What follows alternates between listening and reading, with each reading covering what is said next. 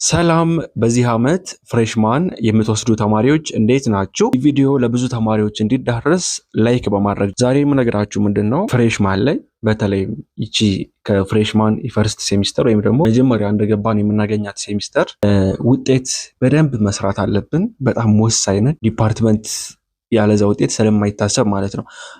ያው ኢንትራንስ ውጤታችን ፈልገውን ግቢ እንድንመርጥ ያደርገናል። ከዛ ደግሞ ፈርስት ሴሚስተር ፍሬሽማን ኮርስ ጋር ተደምሮ 20% ይያዛል ማለት ነው። እንደዛ ነው። አብዛኛው ግቢ 20%፣ አንዳንድ ሜዲሲን፣ አንዳንድ ግቢዎች 30% የሚይዙት አሉ የኢንትራንስ ውጤቱን እንጂ ያለዛ ወሳኙ ዋናው ቁልፉ ማን ነው ማለት ነው የመጀመሪያው ሴሚስተር የፍሬሽማን ኮርስ ውጤታችን ነው።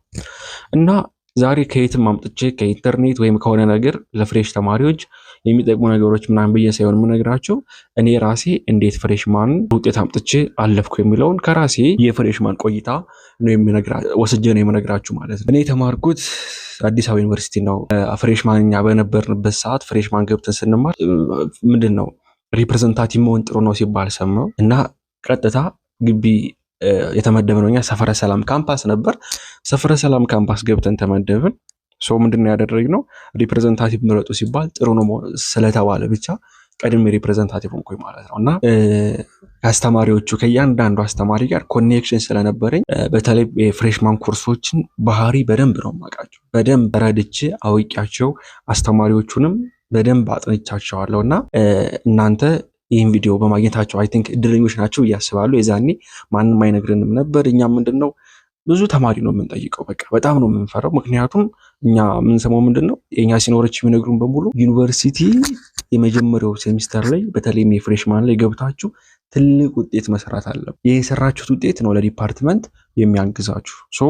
በእኛ ጊዜም ነበር የተጀመረው ይሄ ነገር ፕራክቲስ መደረግ የተጀመረው። እና በፊት እዛው ነበር ተማሪዎች መርጠው የሚገቡት በ12ኛ ክፍል ውጤታቸው ብቻ የሚፈልጉትን ዲፓርትመንት የሚፈልጉትን ዩኒቨርሲቲ መርጠው ነበር። እኛ ግን ዲፓርትመንት በፍሬሽማን ውጤት ነው ተባለና በጣም ነበር ማለት ሙሉ ኤንቫይሮንመንቱ ሞቲቬተር ነው። በቃ የምታዩት ተማሪው በሙሉ ሞቲቬተር ነው።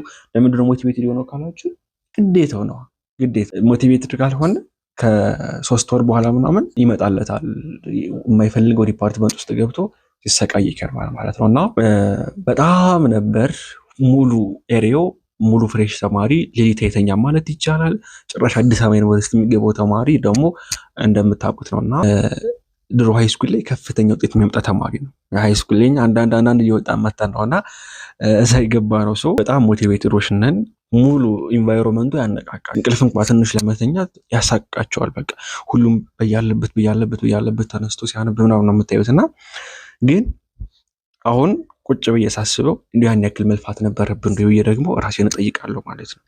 የመጀመሪያው የምነግራችሁ ነገር የምትሰሙት ውሸት አለ። ምንድነው እሱ የምትሰሙት ውሸት? ዩኒቨርሲቲ እንደ ሃይ ስኩል አይደለም የሚባለው ነው። ዩኒቨርሲቲ እንደ ሃይ ስኩል አይደለም፣ ልክ ነው። ግን ዩኒቨርሲቲ እንደ ሃይ ስኩል አይደለም ብለን የምንደመድምበት ምክንያት ምንድነው? የምንልበትም የማንልበት ምክንያት አለና እሱን ነግራቸዋለሁ ማለት ነው። እንደምታውቁት ሃይ ስኩል ላይ የሆነ አስተማሪ ይገባና እያንዳንዷን ቶፒክ ዲቴል ያስተምራል። ያልገባን እጃችን እያነሳን እንጠይቃለን፣ እየመለሰልን ያስረዳን። በአንጻሩ ዩኒቨርሲቲ ላይ አንድ አስተማሪ የሚሰጠው ጊዜ ትንሽ ነው፣ ኮርሱ ከቨሬጁ ሰፊ ነው። አስተማሪውም ያን ያክል ለተማሪ ኬር የለው፣ ብዙም አይጨነቅም። ራሱን የሚያይበት እንትንም ብዙም ደስ የሚል አይደለም። ጭራሽ ከክላሱ ስቱደንቶች ጋር አክቲቭ የሆነ ኢንተራክሽን የለውም። ከዛ ይልቅ ከሪፕሬዘንታቲቮች ጋር አክቲቭሊ ኮሚኒኬት ማድረግ ይፈልጋል። ሪፕ ስትሆኑ ወታችሁ ታወሩታላችሁ፣ አውራችሁ የሆነ ቦታ እየሄዳችሁ ምናምን ታወሩታላችሁ በደንብ ማለት ነው። እናንተ የተሻለም ጥቅም ታገኛላችሁ። ኦብቪየስሊ ከሌላው ተማሪ ይልቅ እኔም ሪፕ የሆንኩት ምንድነው ሪፕ መሆን ጥሩ ጥቅም አለው ስለተባልኩ ነበርና ሃይ ስኩል ላይ እያንዳንዷን ነገር በግልጽ ትማራላችሁ። ዩኒቨርሲቲ ውስጥ ግን ወደራችሁም ጠላችሁም ክላስ ሳይሆን እንደ ሃይ ስኩል አይነት ክላስ ሳይሆን የምትጠብቁት ሪቪዥን ነው። ጀስት አንብበን ከተረዳን በኋላ እንደምንከልሰው አይነት መንገድ። ለምሳሌ ሃይ ስኩል ስንማር ፋይናል ሲደርስ ምናምን አስተማሪ ሪቫይዝ ያደርግልናል አይደለ? ልክ እንደዛ አንድ ቻፕተር በአንድ ቀን ልክ እንደ ሪቪዥን አይነት መልኩ ሎጂክም እና ሳይኮሎጂ አስተማሪዎችም እንደዛ ነው የሚያደርጉት። እና ይሄንን መቀበል አለባችሁ። እና የሚለየው ነገር ይሄ ብቻ። ከዛ ውጭ ግን ልክ ሃይስኩል ያለው አስተማሪ ፈተና ሲያወጣ እንዴት ነው የሚያወጣ? ካስተማረው ከዛ ደግሞ መጽሐፉን ይጠቀማል። ከዛ ደግሞ በጣም ወጣ ያለ አስተማሪ ከሆነ ተማሪ በጣም ሞቲቬት የሚያደርግ በስርዓት የሚያስተምር አስተማሪ ከሆነ ጋይዶችን ተጠቅሞ ፈተናዎችን ያወጣል ማለት። ሃይስኩል ላይም ከዚህ የተለየ ምንም ነገር የለም። ሞጁል አለ። ከዛ ቴክስት ቡክ አለ። ቴክስት ቡክ የሚሉት አለ። ለምሳሌ ሎጂ ላይ አለ፣ ሳይኮሎጂ ላይ ቴክስት ቡኮች አሉ፣ ፊዚክስ ላይ ቴክስት ቡኮች አሉ። ቴክስት ቡክ የሚሉት አስተማሪዎች በእነሱ ቋንቋ ነው፣ ሪፈረንስ ቡኮች ማለት ነው። ቋሚ እነ ሃርሊ ሎጂክ ላይ እነ ሃርሊ። ፊዚክስ ላይ ደግሞ ምን ፊዚክስ የሚባል መጽሐፍ አሁን ካፌ ላይ ያለረሳሁት። ሳይኮሎጂ ላይ በተመሳሳይ ማለት ነው። እኛ ቴሌግራም ቻናል ላይ ያስቀምጠንላቸዋል ሁሉ። እነዚህን ይጠቀማሉ።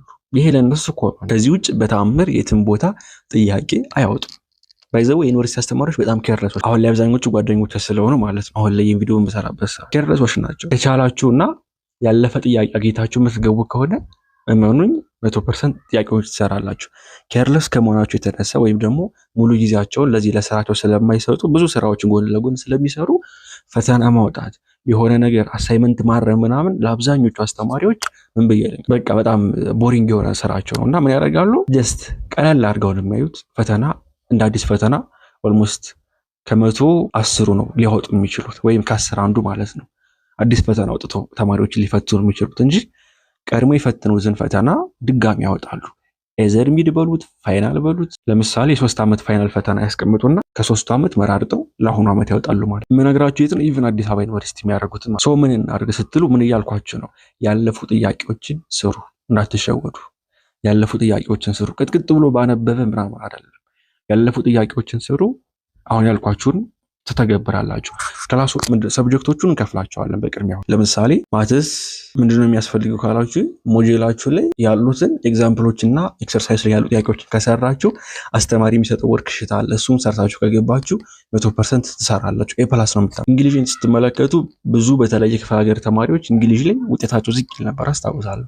ፕሬዘንቴሽን አለ ከ10 ነበር እኛ ጋር የተያዙ። ሲምፕል ነው ፕሬዘንቴሽን ፕሬዘንት ማድረግ።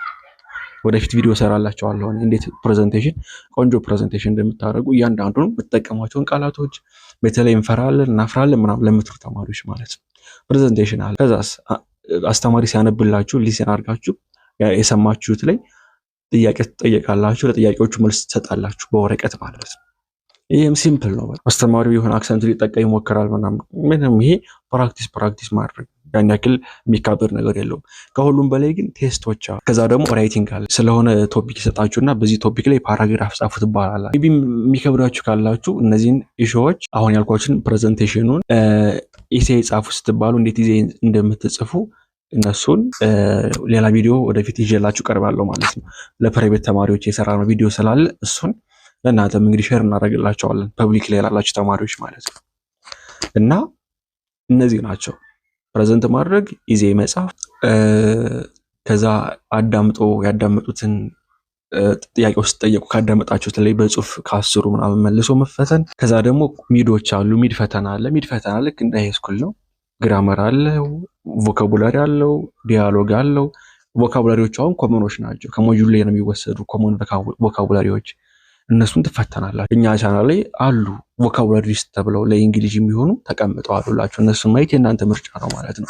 እነሱን ይዞ መፈተን። ከዛ ምን ቀረን? ፈተናው ነው። ሚድና ፋይናል ፈተናው። ሚድና ፋይናል ፈተናው ፓራግራፍ አለው። ፓራግራፍ መስራት ማስችሉ ከሆነ ስለሱም የተሰራ ቪዲዮ አለ። ለሃይስኩል ተማሪዎቻችን ላይ የሰራነው ስላለ ቸክ ማድረግ ትችላላችሁ። ለፕራይቬት ተማሪዎች የሰራነው ቪዲዮ አለ። እንግዲህ እሱን እኛ ተማሪዎች አክሰስ ያደርጉታል ማለት ነው። የፍሬሽማን ትሪክስ ተማሪዎች ዜን ምን ቀረ? ግራመር ነው። ከታች ጀምሮ የተማራችሁት ግራመሩ ፎከስ የሚያደርገው ክላስ ውስጥ አስተማሪያችሁ ያነሳቸው ቶፒኮች አሉ። እነዚህ እነ ሞዳል፣ እነ ፕሬዘንት ፐርፌክት፣ እነ ፓስት፣ እነ ሲምፕል ፓስት ምናምን ማለት ነው። እነ ኮንዲሽናል እነዚህ ናቸው። ሌላ ምንም አዲስ ታምር የለውም። አክቲቭ ኤንድ ፓሲቭ በቃ እንግሊዝ ይሄ ነው አልኳችሁ። ማተስን ነግሬያችኋለሁ። ሌላው ፊዚክስ ነው። አሁን ፊዚክስ ሎጂክ እና ሳይኮሎጂ ፊዚክስ ሎጂክ እና ሳይኮሎጂ እንዴት ነው የምታነቡት? ሞጁል አላቸው። ከዛስ አስተማሪ የሚሰጣችሁ የሆነ ኖት ይኖራል። እሱን ታነቡታላችሁ። ከዛ ደግሞ ምን ታነባላችሁ?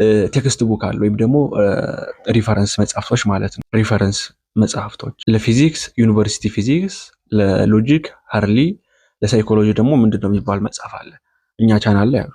ቴሌግራም ላይ አስቀምጠናላችኋል። ሶስቱን ታነባላችሁ ማለት ዜን ዩኒቨርሲቲ ፊዚክስ ነው ያልኳችሁ። ኮሌጅ ፊዚክስ ስላለው ኮሌጅ ፊዚክስ ለማለት ነው። ኮሌጅ ፊዚክስ ባይ ዘ ወይ እንትን ነው። አሁን ያለ መሰላችሁ ግግም ብላችሁ እነዚያውን ሶስቱን ሪፈረንስ መጽሐፎች ከዳር እስከ ዳር ለማንበብ ይከብዳችኋል፣ አትችሉትም። ሎጂክን ብታነቡ ትላለሁ። የፊዚክሱ ግን አይቻልም፣ ከባድ ስለሆነ ማለት ነው። እንኳን በ2 ወር በ3 ወር ውስጥ ሊያልቅላችሁ አይታሰብም። ከባድ ነው።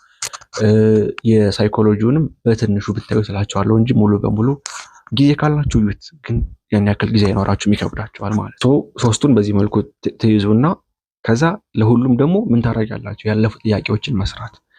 ከዚህ ውጭ የቀሩት ሰብጀክቶች ውስጥ ምን ይሁን ኢኮኖሚክስ፣ ጂኦግራፊ፣ ሌሎችም ማለት ነው። ለእነሱ ምንድን ነው የምታደርጉት? ለእነሱ ደግሞ ሞጁላቸውንና አስተማሪዎቻችሁ የሰጧችሁ እንትኖች ፒፒቲዎች እነሱን ታነባላችሁ። ከዛ ትገባላችሁ ማለት ነው እንጂ እገሌ የሚባል ተማሪ ሌሊቱን ሙሉ አዳር ሲያነባ አደረና እኔም እንደሱ ሌሊቱን ሙሉ አዳር አነባለሁ ምናምን አያዋጣም፣ አይሰራላችሁ። ራሳችሁን ብቻ ተከተላችሁ ትሄዳላችሁ ማለት ነው። አሁንም በቀጣይ የሆነ ያስቸገራችሁ ለየት ያለባችሁ ነገር ካለ እሱን ነገር ሜንሽን አድርጉኝና ቪዲዮ ይዤበት እመለሳለሁ። በዚህ ዓመት አዲስ ፍሬሽ ተማሪዎች ከሆናችሁ ይህ ቪዲዮ ለእናንተ ነው። እንደምታውቁት የፍሬሽማን ኮርስ ውጤታችሁ ነው ቀጣይ ህይወታችሁን የሚወስነው። ፍሬሽማን ላይ የምታመጡት ውጤት ከፍ ያለ ከሆነ የምትወዱትን የምትፈልጉትን ዲፓርትመንት ገብታችሁ መማር ያስችላችኋል። በአንጻሩ ደግሞ የፍሬሽማን ውጤታችሁ ዝቅተኛ ከሆነ ወደማትፈልጉት ዲፓርትመንት ገብታችሁ እንድትማሩ ትገደዳላችሁ። ይህንንም ለማሳካት